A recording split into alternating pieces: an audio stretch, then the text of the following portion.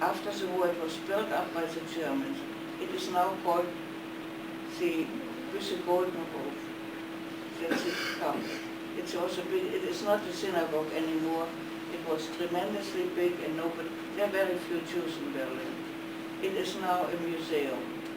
My grandson was there last year, and he saw it. He's sitting there.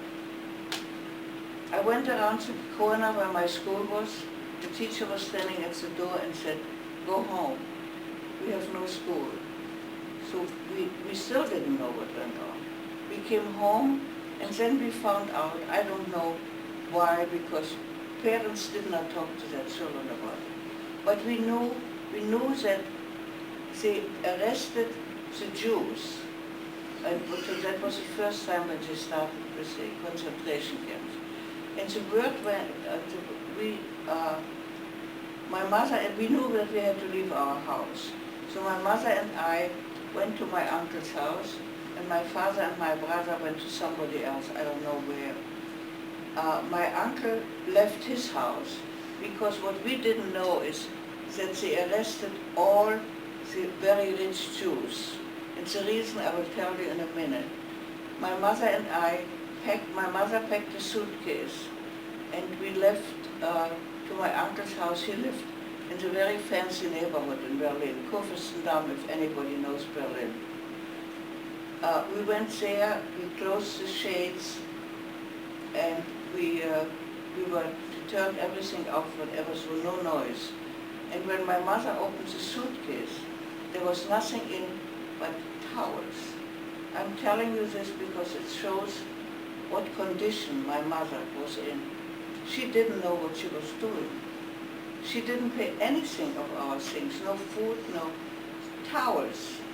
It was her condition that she was in. We were there for 2 days and we went home. We had no idea where my father and my brother was, but finally we were united.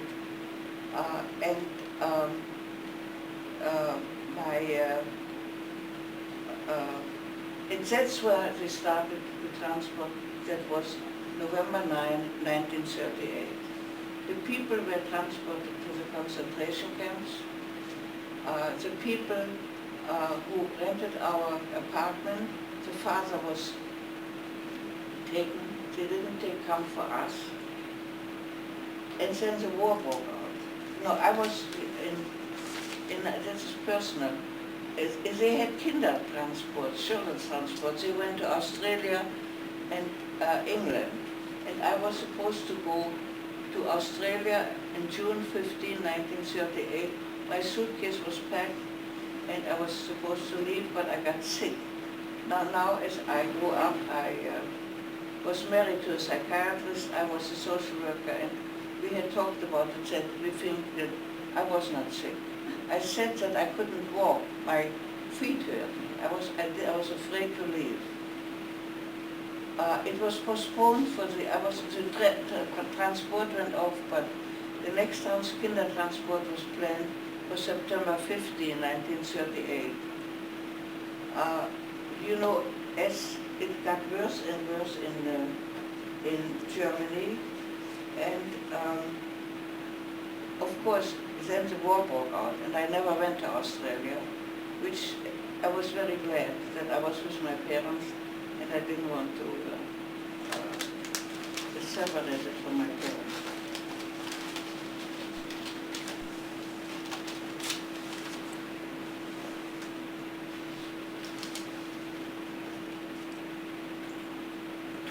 Okay, I'm going to the time when the war broke out, September 1st, 1939. Of course, then everything was twice as much. First of all, we had carts for food. They had J all over they had little stubs that we had to give to the store, and each one has a J, so they would know we were Jews. Well, we were only allowed to go shopping from 4 to 5. There was no food to begin with. At 4 o'clock, they had nothing left. So our woman from the farmer's market gave us not only meat but other things. But it was always dangerous for me to go with that school bag.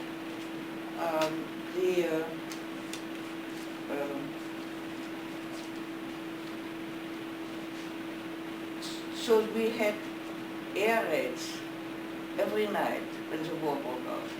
It was first, it was at 12 o'clock, it was the English, at 3 o'clock it was the Russians. We lived right next to a factory where they made the uniforms for the soldiers. And when we had an air raid, we had to go an air raid that was for the Jews. I mean, it was, if there would have been not a bomb, but just a dime fell in, it would have collapsed, because it was really, we were better off in our apartment. But we had to go because they came in and checked whether we were there. Well, one night, there was a factory 3 houses away from us who made uniforms for the soldiers. And one night, a bomb fell into that, it was thrown into that.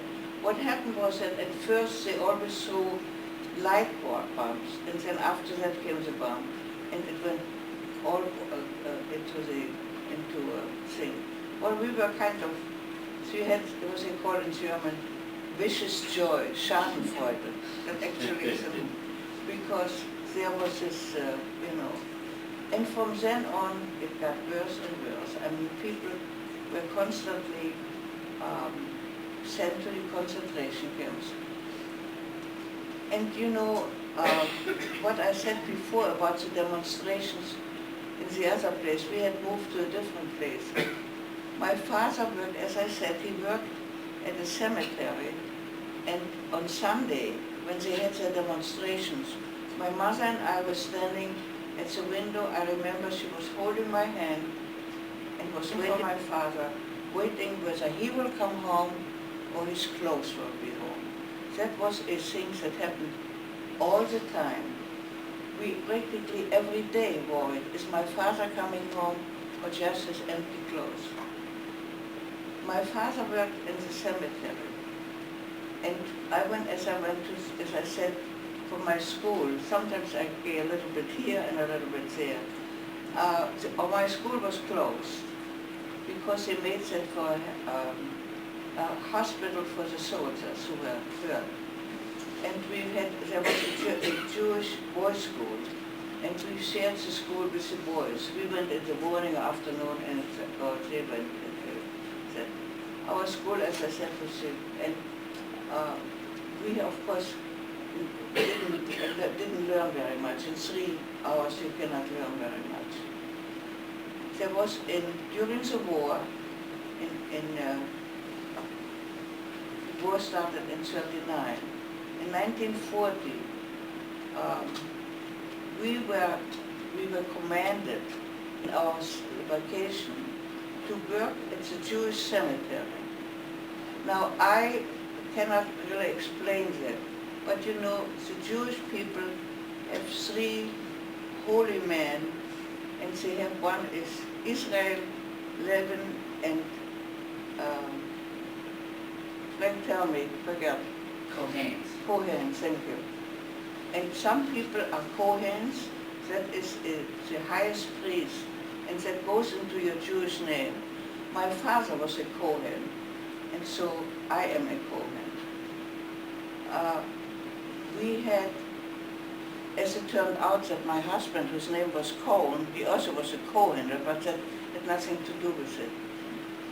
They knew that I could not go to the cemetery because a Kohen cannot go to the cemetery or a funeral home if the parents are still alive. Well, we got, in 1940 in the summer, we were commanded to work at the Jewish cemetery and clean the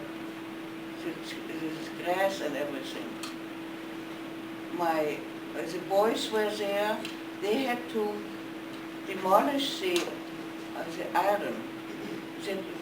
Some had big places, and they had to take off the iron because it was needed for the war. They had to make the bombs or whatever.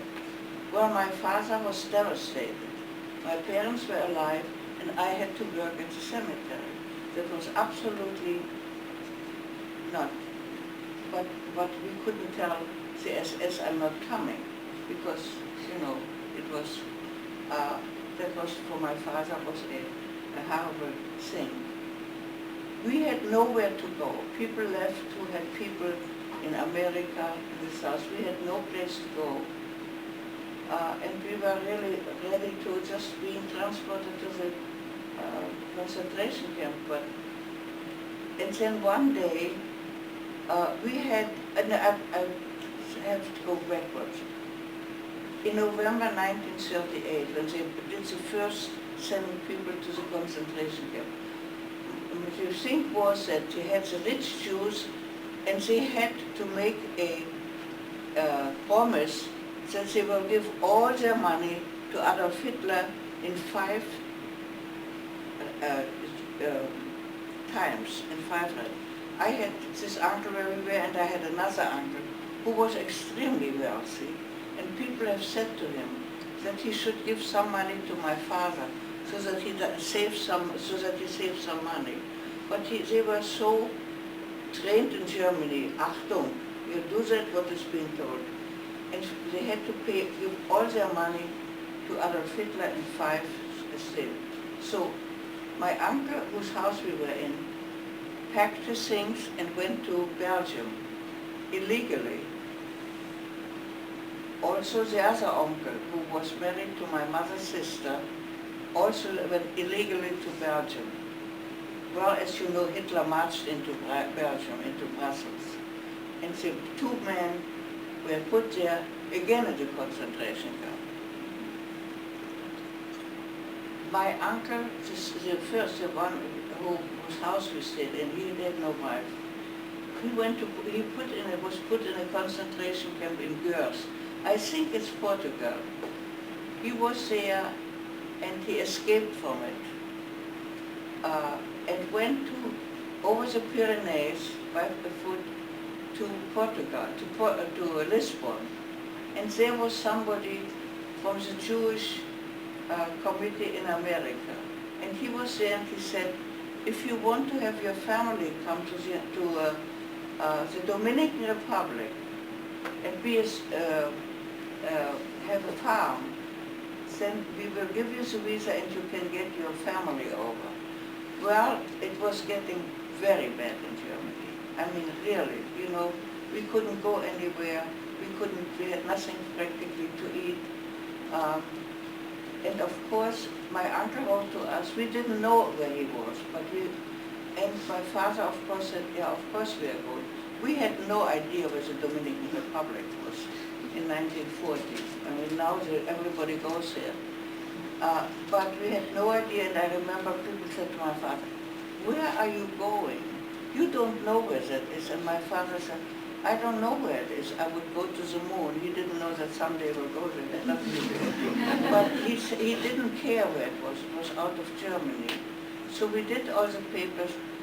The thing was that my father had before TB, and we had to have an X-ray that had to be clear to leave Germany and to go.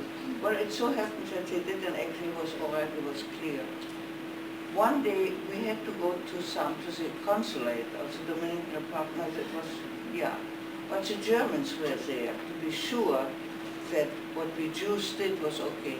And 2 SS men, again we said German shepherds. I have trouble with dogs. Came and took my brother away. Just come with us, and we were sure we'll never see him again. But they kept him for about 2 or 3 hours. He had to move furniture for them. And we had to wait for them, not knowing whether he came back alive or something. Well, we got all the papers, and we went to the Dominican Republic. I have to go, but you know, it was, I don't know if you know that, the only country that accepted the Jews. In 1938, 39 nations met in Avignon to find a solution where the Jews could come. As a matter of fact, it was suggested to Roosevelt that they could buy some land in Alaska, and Roosevelt said no. 39 nations were there, and the only nations who said, I will take 100,000 Jews, that was the Dominican Republic. The leader of the Dominican Republic was a dictator. who in 1933 killed 300,000 Haitians because they were black. He had it with the blacks and Adolf Hitler with the Jews. Well, that was, we didn't know it at the time, but that was when my uncle was able to send us the visas. Unfortunately, only 1,000 people came because Adolf Hitler didn't let people out. So we got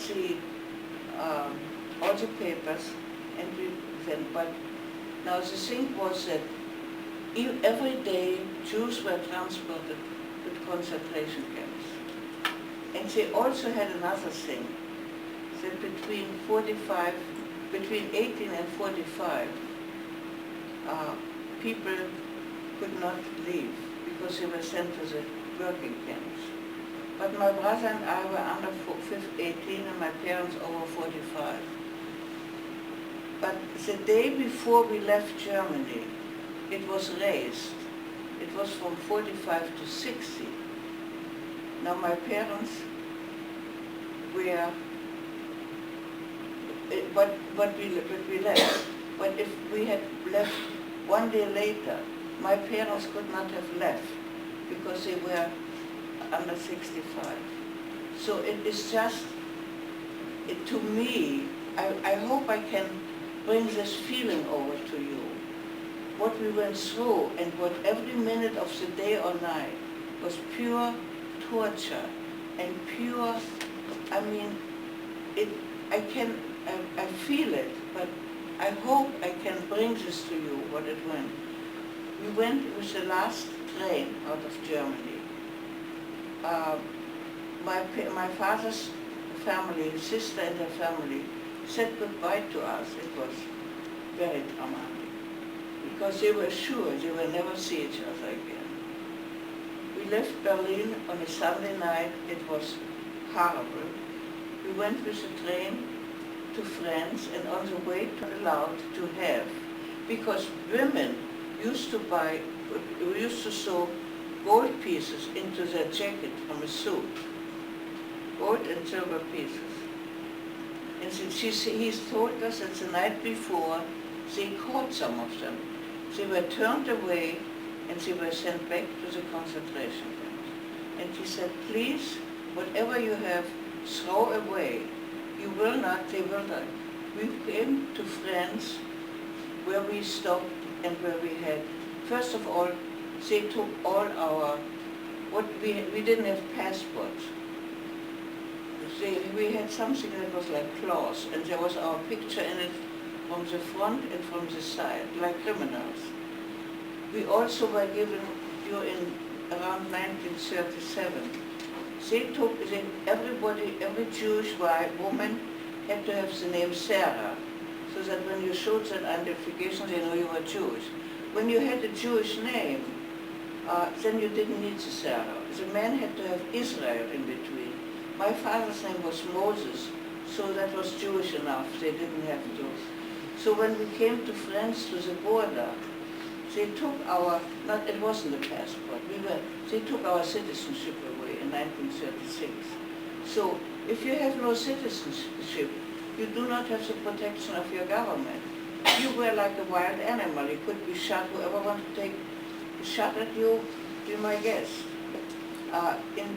What we had like a passport, they took it away at the border. They also took that Jewish star away because they didn't want anybody in another country. The countries probably knew what was going on, but they didn't want to have a proof that this was going on in Germany. Well, we got to the border. We all had to go into a house. We were separated from the men, and we had to go completely undressed. But when I say completely, completely. And they examined us. And they examined every opening. I'm sorry to say it, but it has to be said. They examined every opening in the human body. Whether some people hid something, I don't have to be more clear. I'm sure you know what I mean. My father had a ring from his mother that was gold, And as we went over the border, my father, since he said, if you have anything, you're not supposed to have, please drop it. And my father had that ring and he took it off and he dropped it.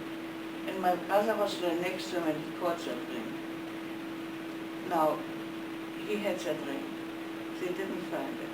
But my parents, when they heard it afterwards, were very upset because if they had found that ring, that was extremely, not just stupid, but really had my brother found it. But my father had this ring from his mother, which, you know, is...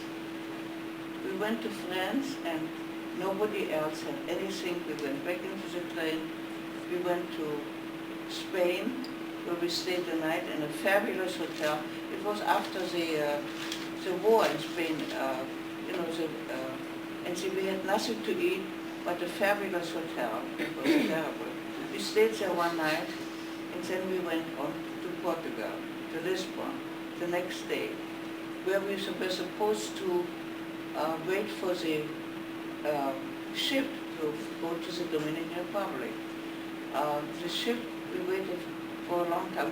We had between the four of us, we had $10, two German mark, $2.50, that was 10 American dollars.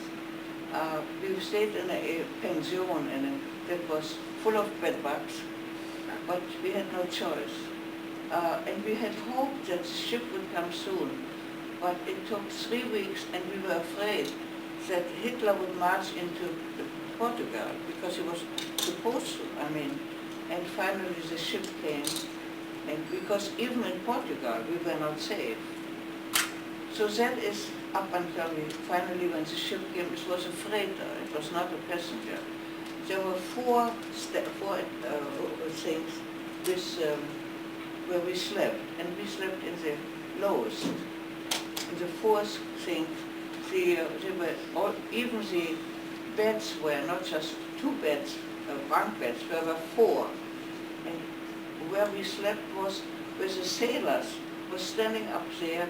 We could not get undressed in the evening. We had to sleep in our clothes because they were standing there. They were watching us. And there was nothing for a shower. The food was terrible, everybody was seasick.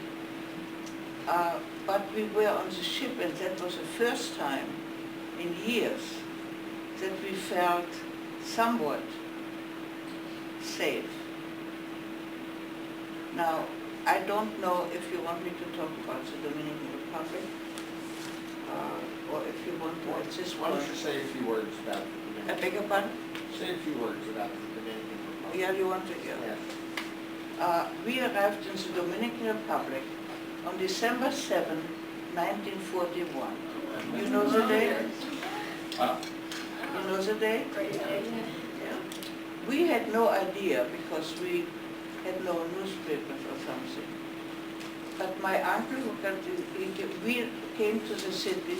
At that point it was called Ciudad Trujillo, after Trujillo. You know, everything, a dictator had everything there. Later on, when he was assassinated, it was back to Santo Domingo. But it was Ciudad Trujillo. My uncle met us at the ship, and we were very glad we were on ground where we felt safe for the first time in many years. Because here, really nobody, we assumed, and it was so, we were free. Okay? What I didn't say was when they met in Avion, I said, Trujillo was the only one who said he would take you. We stayed in the city overnight and see what was called Ciudad Trujillo. We slept under mosquito nets, which we were not used to it. We didn't know the language. So the next day, we were into a, what they call in Spanish, guagua. It was actually a station wagon where we went out to Sosúa, which was a Jewish colony. People had come there already since 1938. There were very few people there, but they had come there already.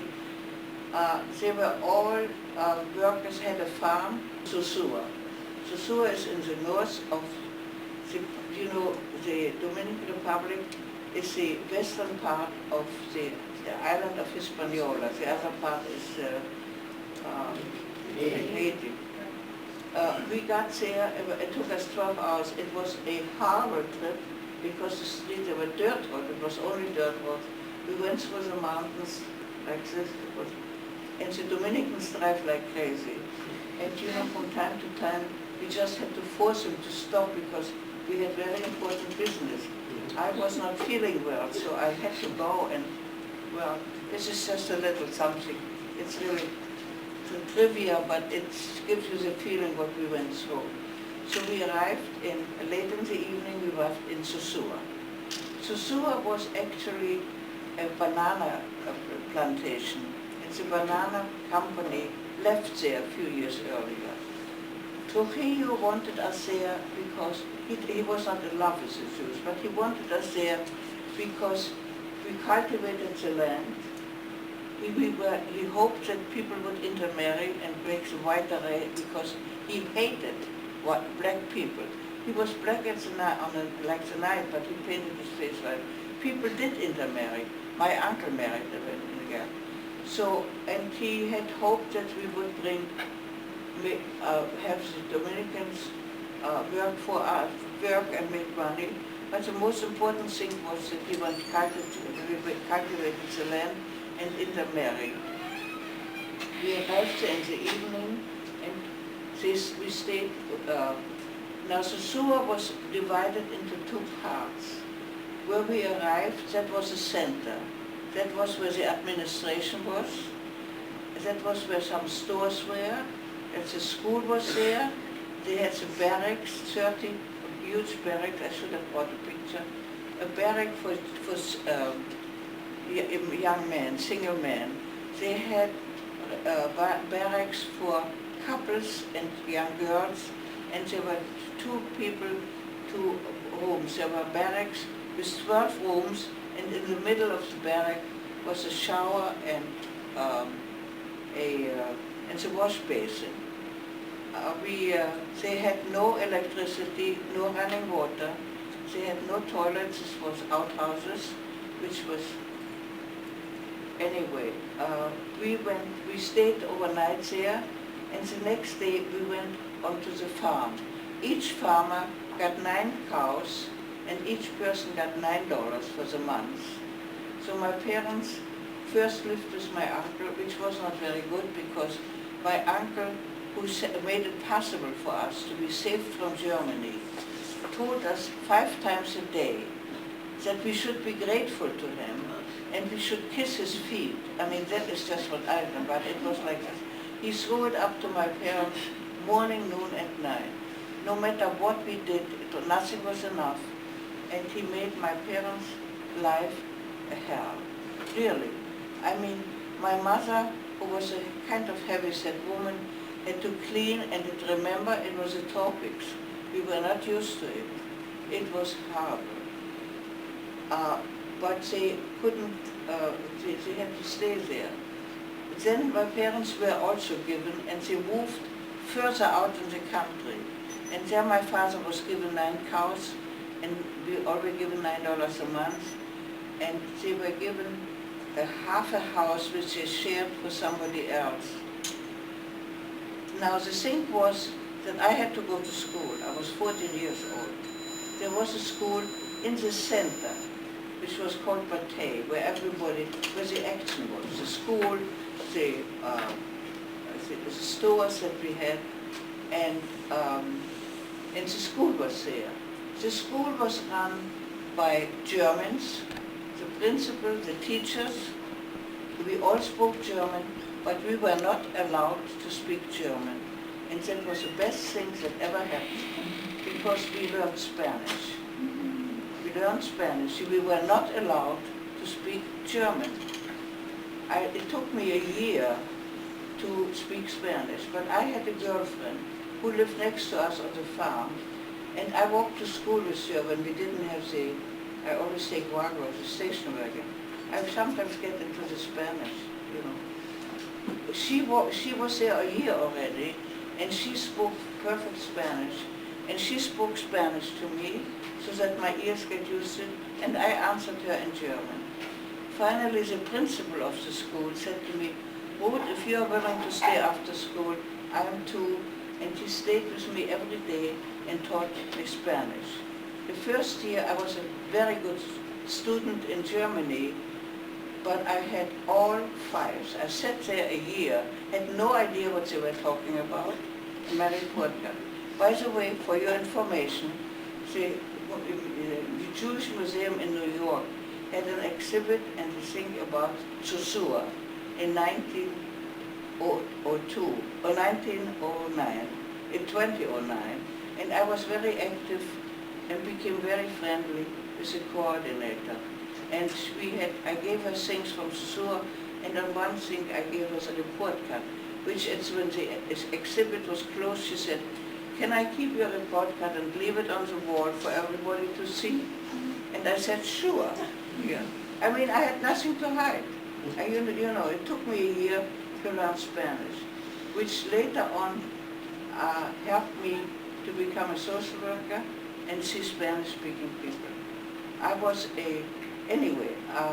So it was very difficult for me to sit there and not knowing what they were talking about. But since I had to go to school and my parents lived outside on the farm, I was given, first they picked me up in the station wagon, but then my parents moved further out. There was no street, it was just dirt road. And I had to go to that other place. But since there was a dirt road and I couldn't go, I was given a horse. So I was really going on a horse to my friend's house, and from there the bus picked me up. That was a very stupid horse, because on Saturday and Sunday I went into the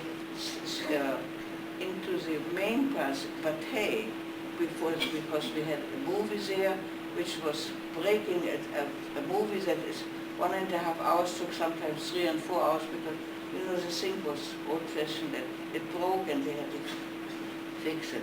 Anyway, and then it was really very inconvenient, the horse. He was stupid also, and I got in a little apartment in the village. So my parents agreed with it, that I was allowed. They gave permission that I live. I had a home with the other young girl. I went to school there, and I wanted to become a nurse. So my mother, in the afternoon I volunteered. We had a little hospital. It was really small. It had about 20 beds. One full house for the men, one for this little house. And then we had a maternity, and we had what we called an ambulance, but it wasn't an ambulance. It was an outpatient clinic. In Germany you call it an ambulance, where people came and they waited in you have seen that in pictures, a little open house with a straw roof. They got numbers where they were treated on an outpatient clinic.